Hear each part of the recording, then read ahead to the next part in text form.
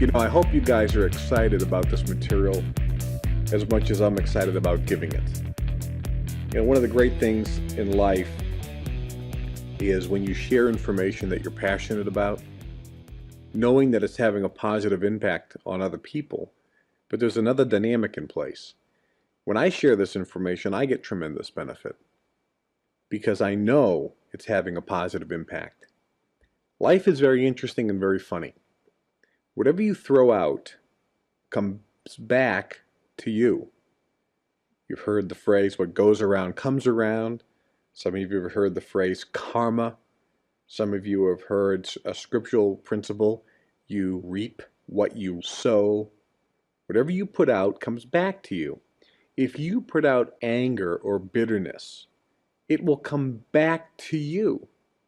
If you hurt somebody, it comes back and hurts you.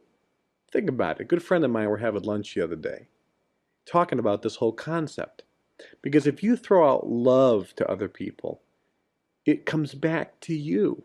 It makes you feel better. When you make someone feel good, you feel good. When you hurt somebody, you hurt yourself. If you make somebody feel bad, you feel bad. Maybe not at that instant, but it happens that way. And think about it. Knowing that if you make somebody feel bad, you will feel bad. Why would you do that? Knowing that if you hurt someone, you hurt yourself, why would you do that? Conversely, knowing that if you're throwing out love and you're projecting to other people a feeling of warmth, if you're projecting to somebody, I want to help you.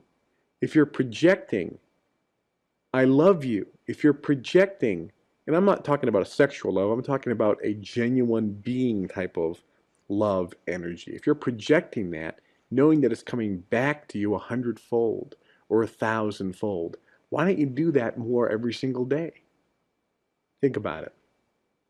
See, when I teach you these principles, my feeling to you is excitement because I know that it can be and have a powerful, positive effect on each one of you.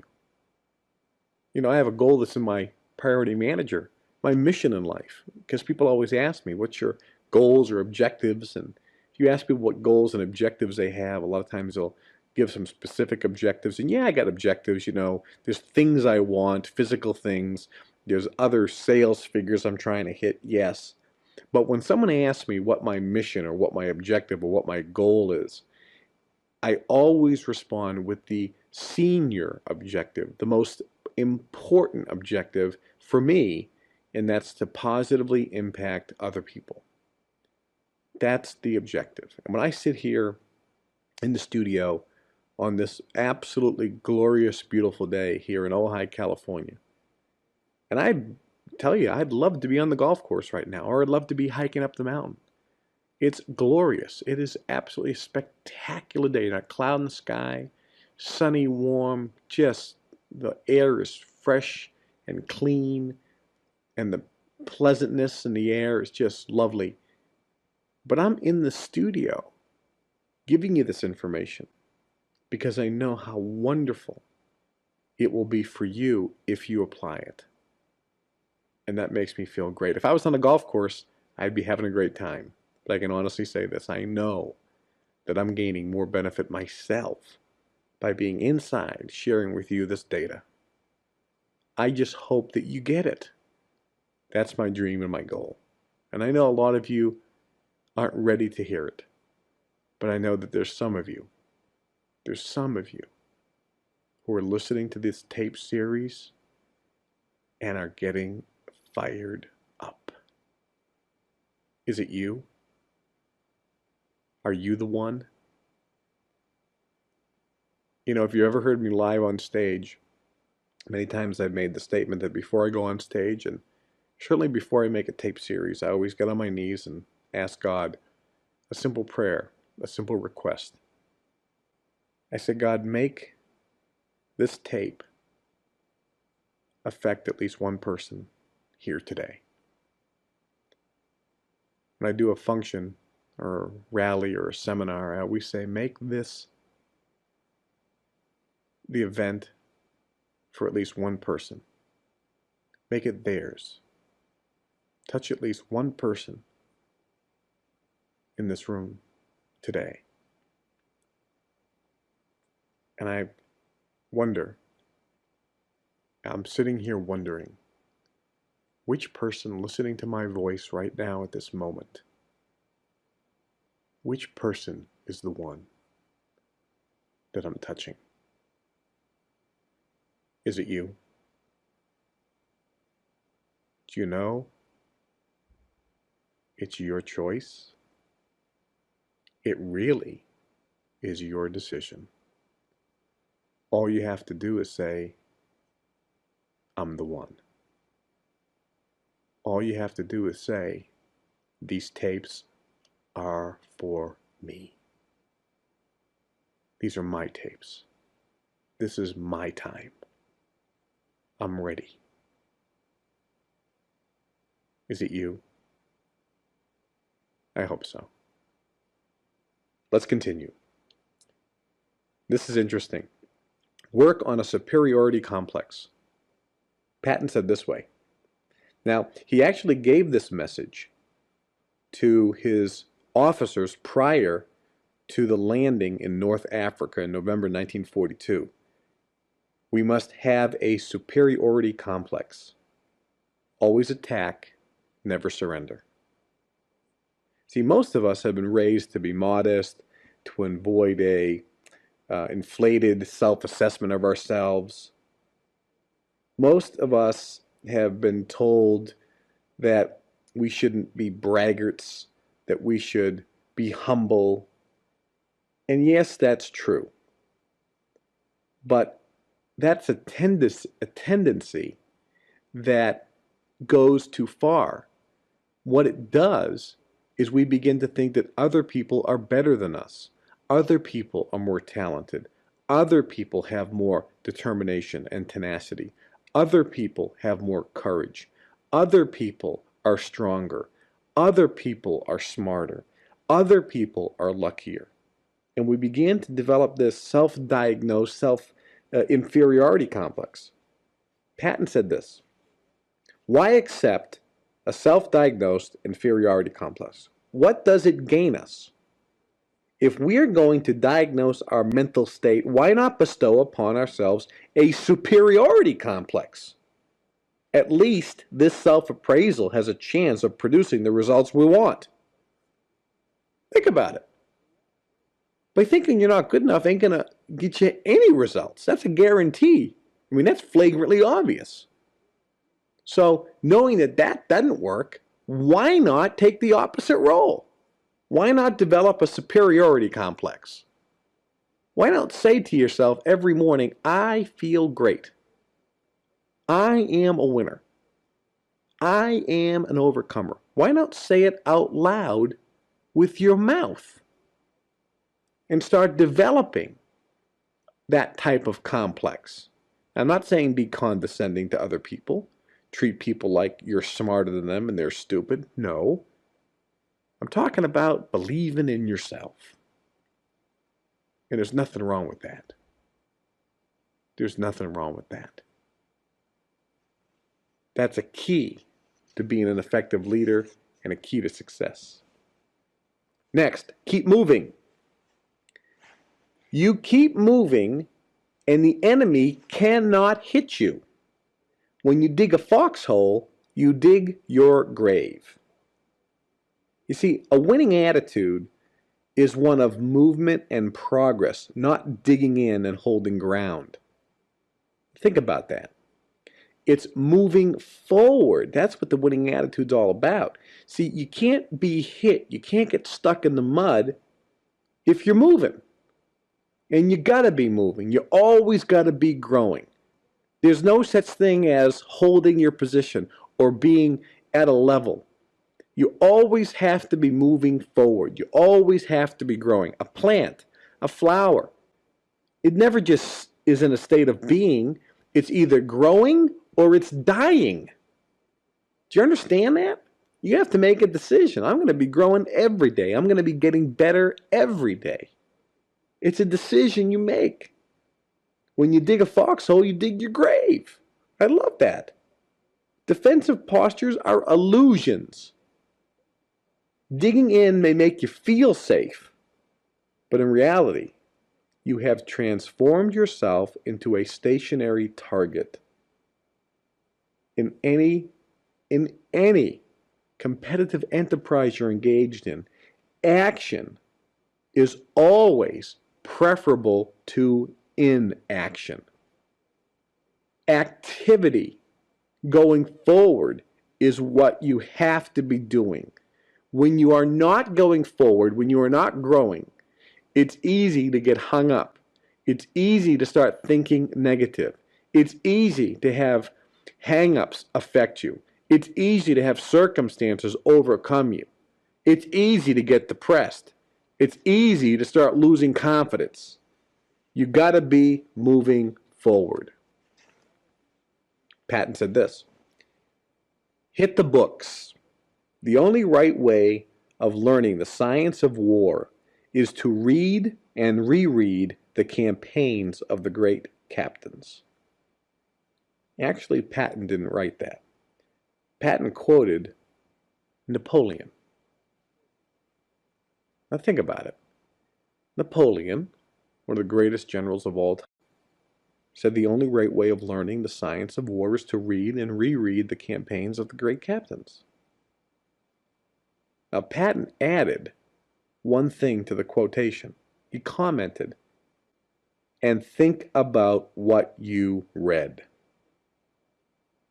See, those who knew Patton always called him one of a kind and an original. Yet he was the product of his own extensive reading of precisely who Napoleon recommended, the great captains. See, everyone was always amazed at Patton's ability to recall the strategic and tactical circumstances of history's great battles. See, Patton believed there really weren't any new battles. That in the course of history, essentially all battle types have been fought at one time or another. He considered it the prime responsibility of a general to know the great battles by heart and apply them appropriately. So here's the point for you.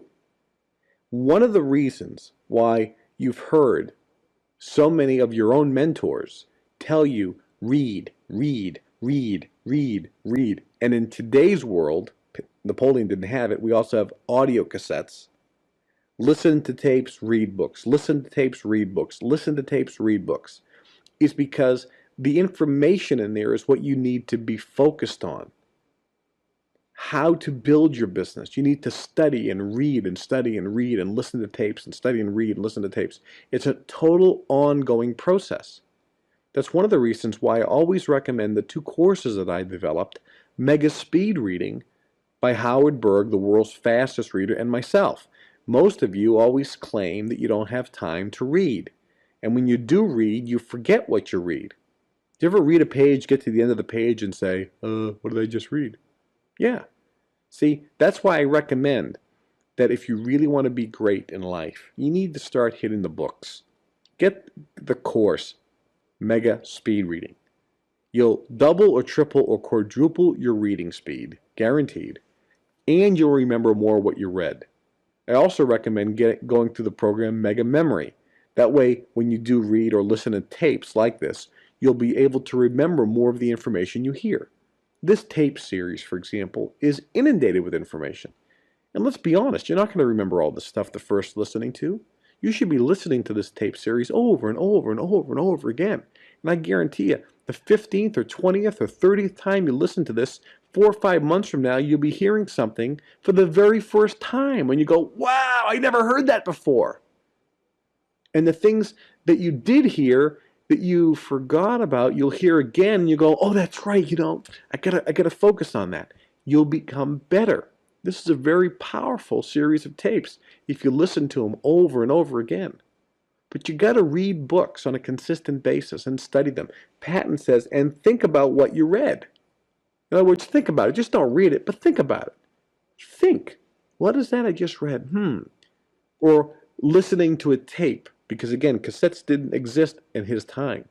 So we can add tapes. What you listened to or what you read. Think about what you heard and think about what you read.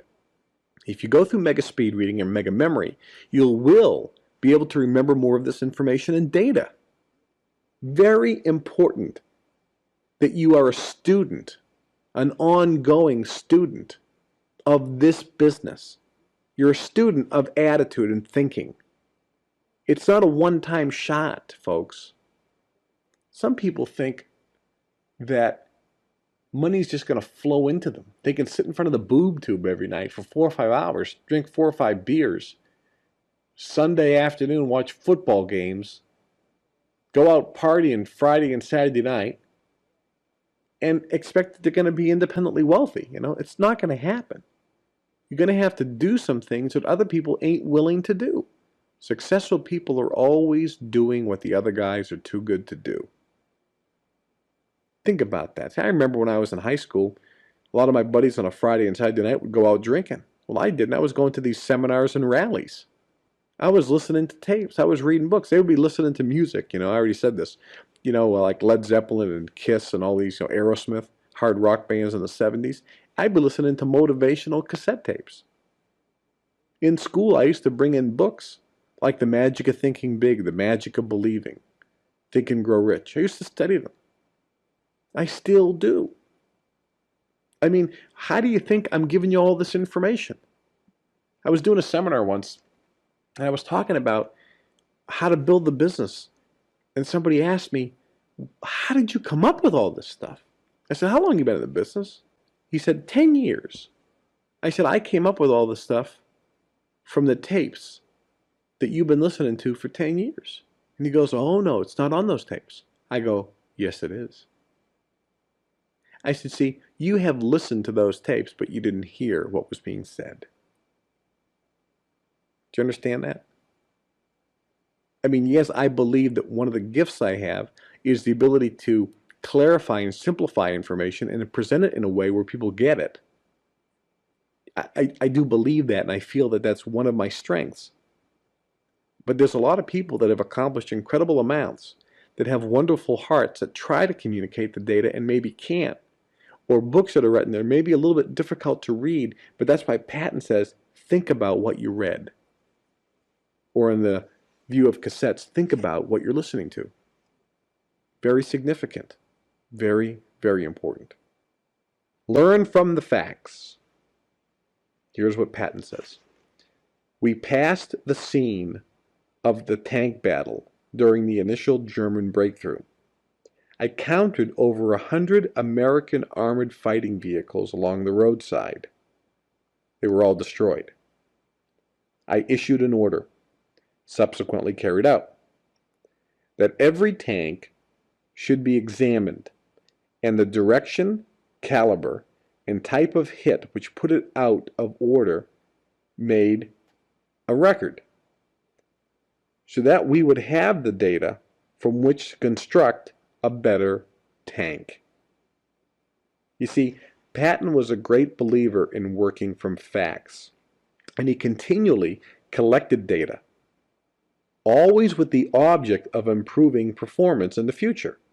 See, information is all around us, and it's your job to collect the useful data, analyze it, and make profitable use of that information. See, don't rely on secondhand opinion when your experience is so effective as a teacher. Think about that. Don't rely on secondhand opinions. Rely on factual information. Collect data all the time. You see, most things that people call facts aren't facts, they're opinions.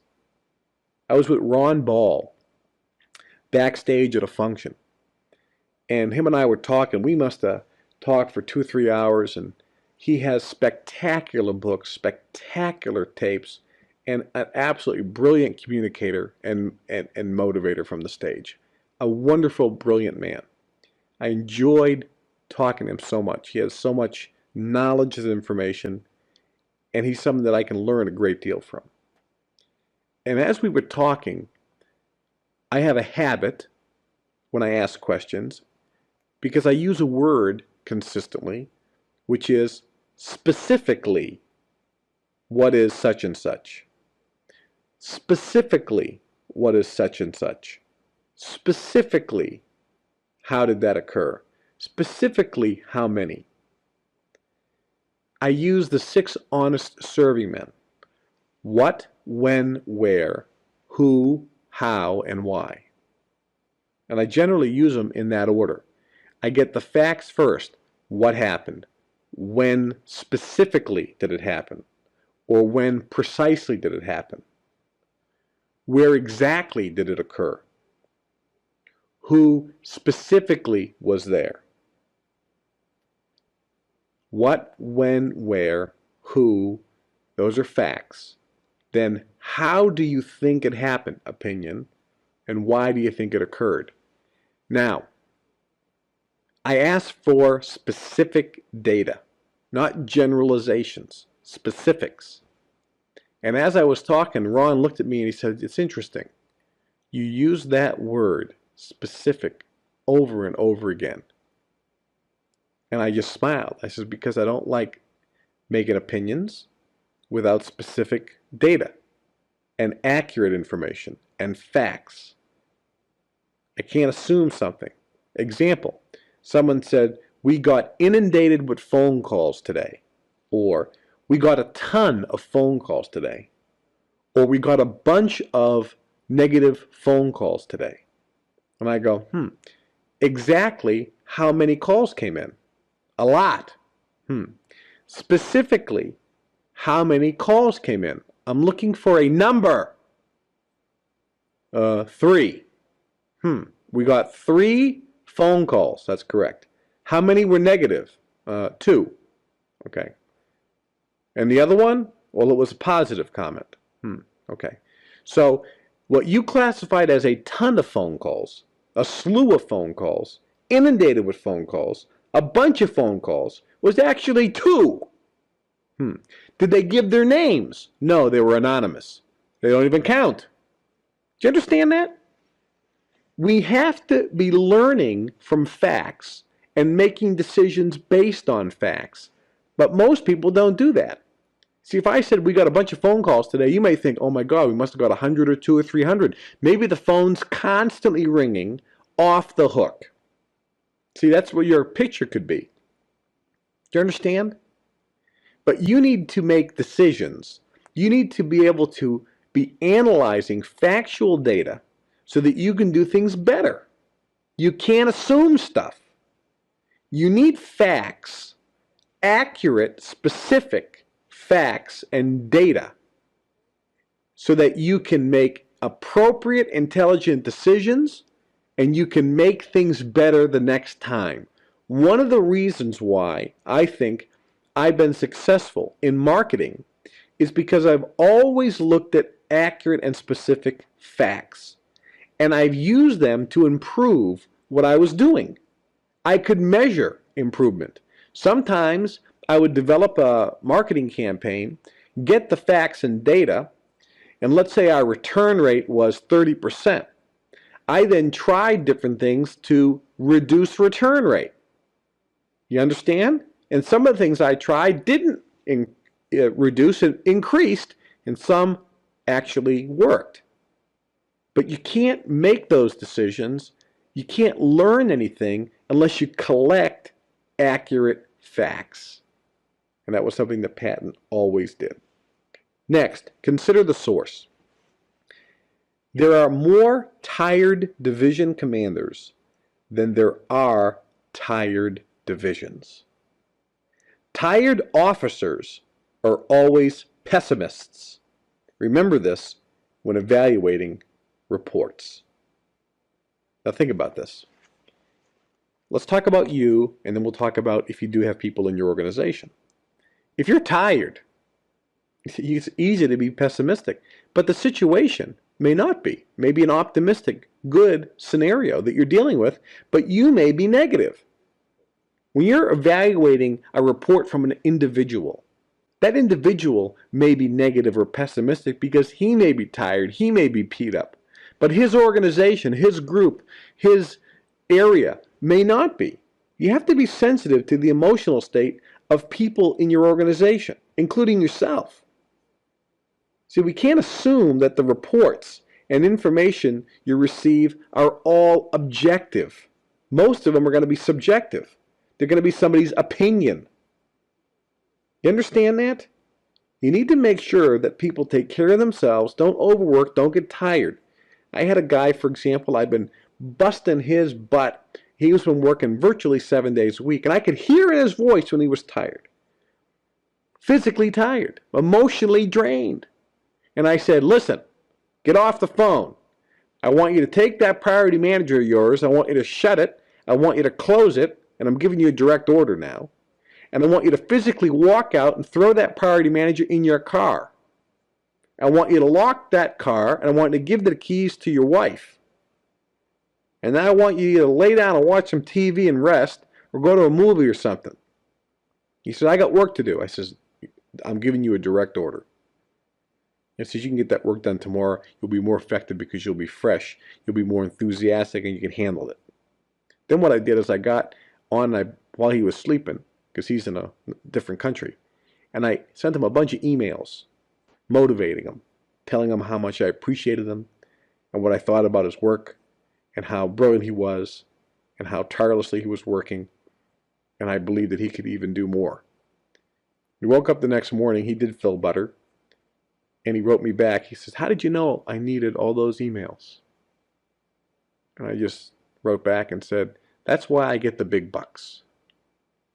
Think about it. You see, you have to know your own limits, because you could be coming up against a situation where you're emotionally tired, you're emotionally and physically drained. And when that occurs, you are going to be pessimistic. So don't take counsel in that pessimistic thoughts. That's a time you need to take a break and take a rest.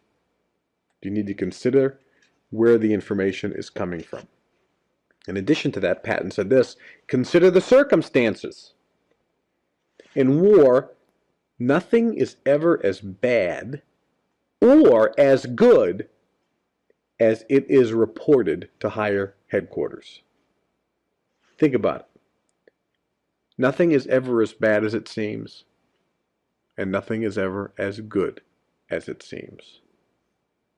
You see that?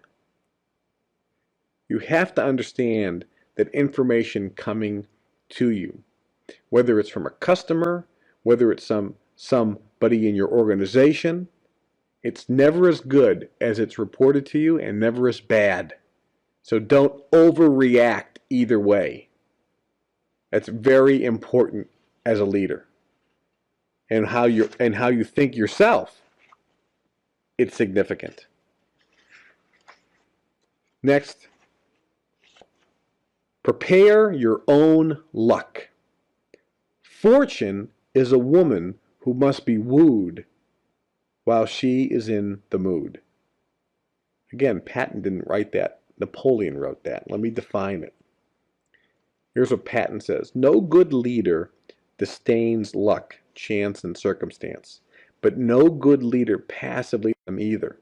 Part of leadership is becoming sensitive and open to what fortune and circumstances have to offer, and taking advantage of these opportunities when they present themselves, not before and certainly not after. The bottom line is, if you think properly, if you do the things that I'm saying to do, your own energy is going to be projecting in such a way where you will become luckier. And there will be opportunity that presents itself to you. It'll look like fortune is shining on you. Take advantage. Take advantage. Expect it. When you expect to be lucky, if you physically say with your mouth, I'm lucky, I'm lucky, I'm lucky. You know, a friend of mine down in Australia, Renee Rifkin, one of the richest men in that country, I was sitting in the hot tub on his yacht. Yeah, he has a hot tub on his yacht. And we were sitting around smoking a cigar, and we were just cruising the harbor, and it was just a glorious day, and him and I were just talking and laughing. And I said, Renee, you're so wealthy. I said, "Are you smarter than other people?" And he says, "I can tell you this, I'm incredibly lucky." I said, "Have you always been lucky?" He says, "Yes." I said, "Okay. Can I be lucky?" And he said, "I don't know. Are you lucky?" Do you understand that? And I said, "Well, how do I answer the question? Do I answer the question based on what has happened in the past, or what I want for the future?" And he just smiled and he said, "Whether you think you are or think you ain't, either way it's correct." Think about that. You can start saying today, "I'm lucky." Forget what happened in the past. You can say, starting today, I have just become a lucky person. Starting today, this moment, I now have a lucky star over my head. I just had a black cloud removed. The curse came off me. Today, a genie came out of a bottle and granted me one wish. My wish was, I want to be lucky. And my genie said, yes, you are. And then you start saying out loud, I'm lucky. I'm lucky. I'm always lucky. Everything always works in my direction. Everything works to my advantage. Everything always goes my way. No matter what happens, I always land on my feet. Physically say that with your mouth. Hello? Are you listening? This is the type of conversations you have to have with yourself. You need to lead yourself. Then you'll see results. And the results, gang, will be spectacular. Whatever you do, decide. When a decision has to be made, make it. There is no totally right time for anything. Do you understand that? Every leader has to make decisions. And you have to make concessions. Nothing is ever perfect. There's no right time to take action. You can't be planning for everything. You have to take control and make a decision now. Do you understand? They asked Ronald Reagan, how is it that you have this incredible string of correct decisions? How did you make all the right decisions? And Ronald Reagan said, no, you misunderstand. I made decisions. Then I went about making sure that they were right. Do you understand that? You need to make decisions that are consistent with your values and with your overall objectives. That's what has to happen. See, his other point about decisions was this. It is fatal to wait for perfection. The best is the enemy of the good. By this I mean that a good plan, violently executed now, is better than a perfect plan next week. Do you understand that?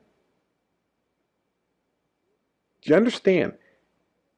A good plan, violently executed now, is better than a perfect plan next week. See? Now you have to note, Patton never advised against careful planning. Matter of fact, he demanded it in all situations that his officers always prepared a plan and at least one alternate, preferably more than one, contingency plans.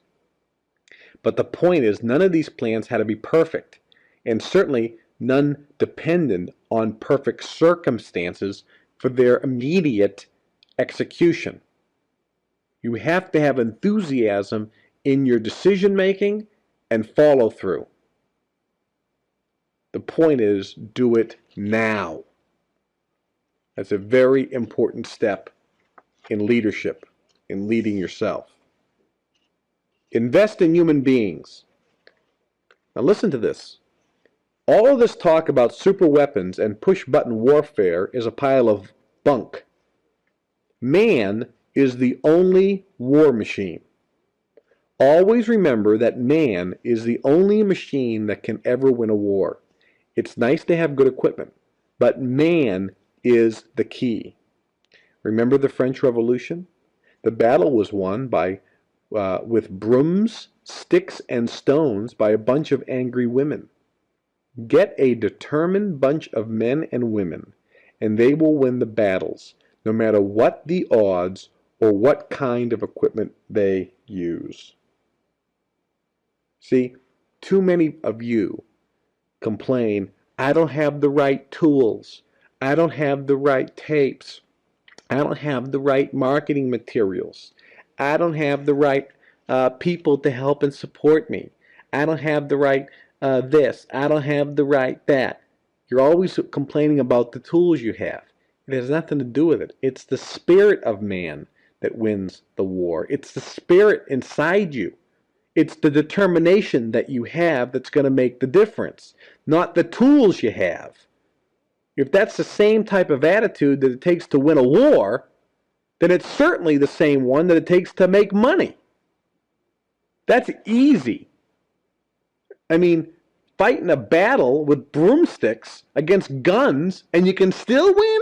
Yes, because it's a spirit, not the type of equipment that you have that's going to make the difference. And same thing in this business. Yeah, you're an organization that has spectacular, outstanding equipment, tools, tapes, trainings, marketing materials. It's all available to you. But it's irrelevant.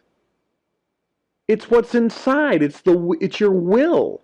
It's your determination that's going to make the big difference. That's the real key. That's the real key. Next, the value of loyalty. I prefer a loyal staff member than a brilliant one.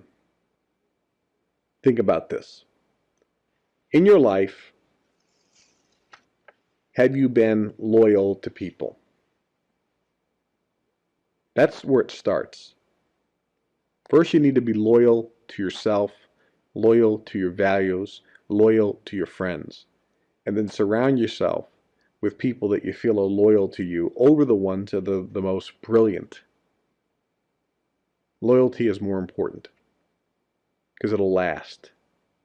But it must be mutual. Now listen to this. There is a great deal of talk about loyalty from the bottom of the organization to the top. Loyalty from the top down is even more necessary and much less prevalent. You see, it's the loyalty that you show to your underlings, to your staff, to your group. It's that loyalty that's more important. That's what binds a group of people together. And when you have a group of people bound by that love and loyalty, that's the glue that'll hold an organization up together and create a team. And that's how things happen. That's how things happen. Loyalty is important. There's one thing I can talk about on this tape, is I will always show to each and every one of you my loyalty. My loyalty is to you. That's so important that you see, feel, and understand it. You need to be loyal to your group, to your staff, to your vendors, employees, to your organization. And be loyal to yourself and to your values. Together as a team, we can do virtually anything. But it has to start as a team.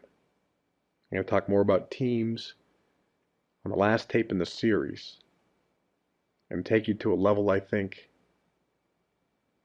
that I don't even know if you believe exists. But I think you're going to have a feeling on this next tape. It's going to be a place that you really want to be. And it's going to be a place that'll be your launching pad. We got one more tape to go. And I'll see you then.